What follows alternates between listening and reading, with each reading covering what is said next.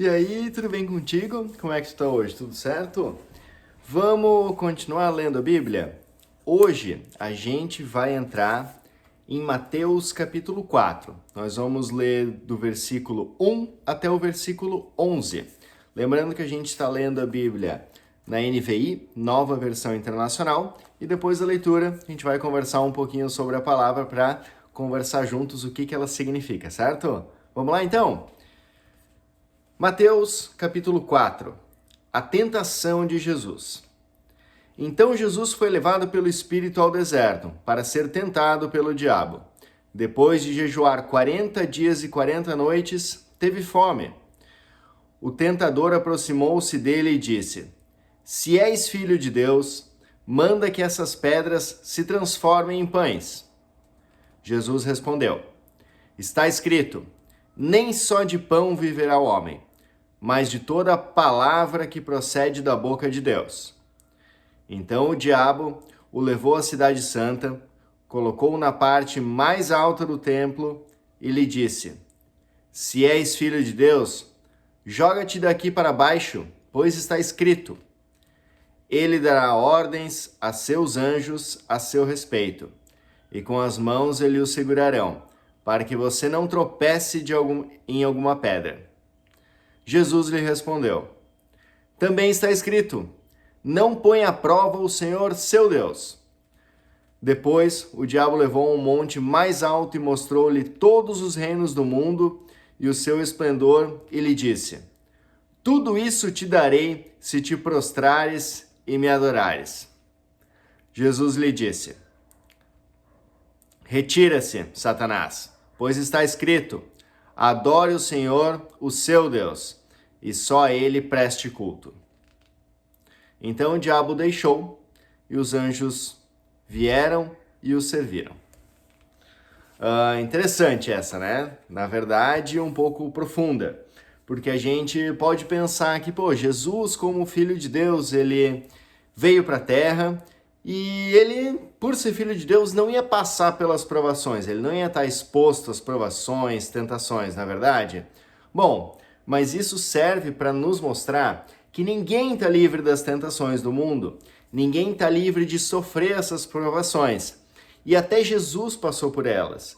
E certamente ele também ficou balançado naquele momento, porque se ele estava jejuando há 40 dias e 40 noites e estava com fome, o pão parece ser uma boa ideia.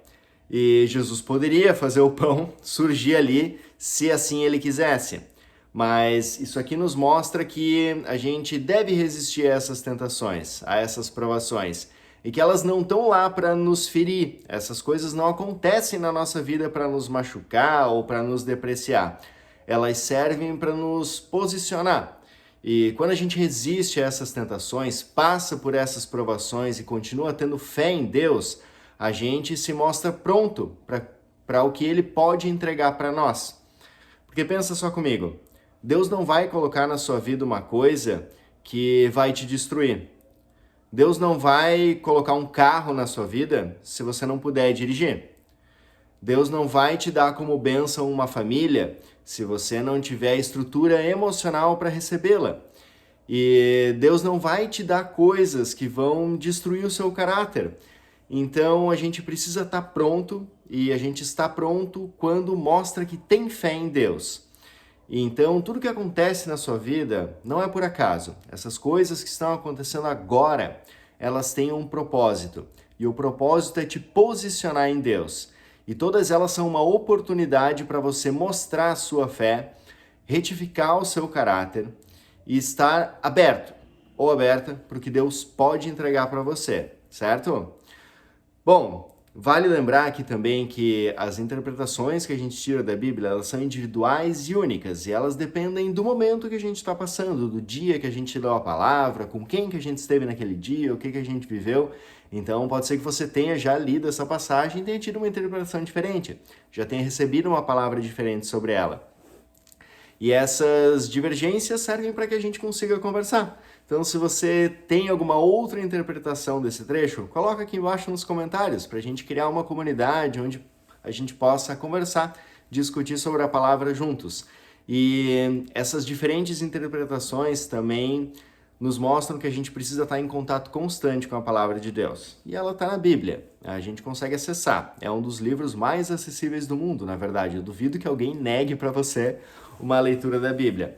Então leia a Bíblia sempre que você precisa, sempre que você não precisa também, e interprete, porque certamente nos momentos que você precisar de uma palavra, ela vai estar aqui e ela vai te acolher e vai te trazer, no mínimo, um ponto para refletir, certo?